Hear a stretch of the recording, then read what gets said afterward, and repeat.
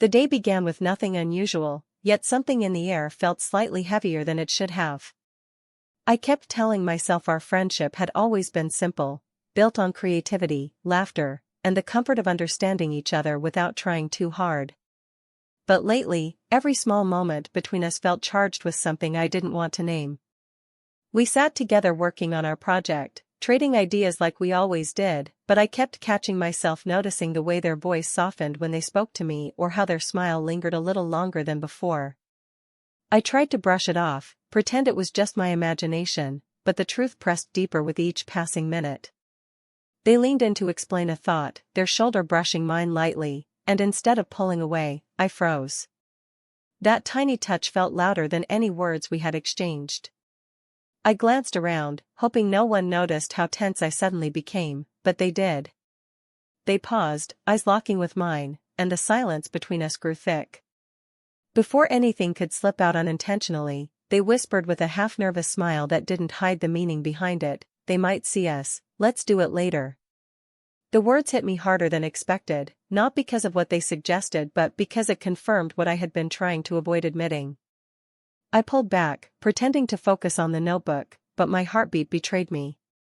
I felt the weight of loyalty on one side and the unexpected pull toward them on the other. Even the smallest gestures suddenly felt dangerous, and I knew this moment would follow me long after we walked away from the park. I went home that day unable to shake the unsettling mix of guilt, curiosity, and fear of what might happen if we kept letting moments like this happen. I tried to convince myself that the moment in the park didn't mean anything, but the truth kept tugging at me no matter how hard I tried to ignore it. The next few days, every time my phone buzzed with their message, I felt that same uneasiness in my chest. I wanted to act normal, but even normal felt complicated now. When we met again to work on the project, we both pretended nothing unusual had happened, yet the careful distance they kept told me they remembered it just as clearly. Their jokes were softer, their words more measured, and every time our eyes met, they looked away a second too quickly. At home, things weren't any easier. My partner noticed how distracted I had become and kept asking if everything was okay. I insisted I was just tired, but the guilt made every explanation feel like a lie. I hated how the confusion in my mind had started affecting someone who trusted me completely. Instead of being present, I found myself replaying conversations, rereading messages, and wondering why something that shouldn't matter suddenly felt like a secret I was hiding. One evening, they sent a long message about a new story idea, full of excitement like before. I stared at the screen for a long time, unable to decide whether to reply normally or address the tension between us. The next day, I met them with the intention of clearing things up, but the second we sat down, they shifted the conversation to creative plans, acting almost overly enthusiastic. They seemed determined to pull the friendship back into safe territory, but the way their voice softened at certain moments made it clear the boundary between us was still blurred. I went home feeling more conflicted than ever, realizing that ignoring it wasn't fixing anything, it was only making the guilt grow heavier. I went into our next meeting determined to draw a clear line, telling myself that keeping distance was the only way to stop everything from spiraling further.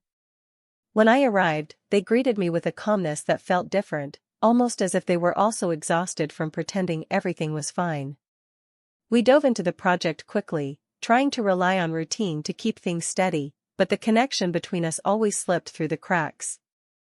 Every shared laugh, every synchronized idea reminded me why this situation had become so complicated in the first place.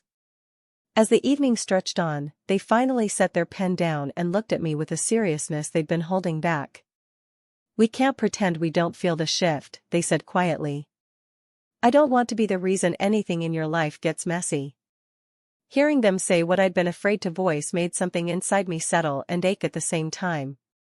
I admitted that I felt the In the weeks that followed, keeping a healthier distance felt strange at first, but it slowly brought clarity back into my life. With fewer private meetings and more structured collaboration, the tension that once hovered between us began to fade into something steadier and safer. We still shared ideas, still sparked creativity in each other, but without the blurred lines that made everything feel risky. At home, I finally allowed myself to be fully present again, rebuilding the closeness I had unintentionally let slip. Honest conversations with my partner helped patch the quiet gaps that had formed, and I felt a sense of balance returning.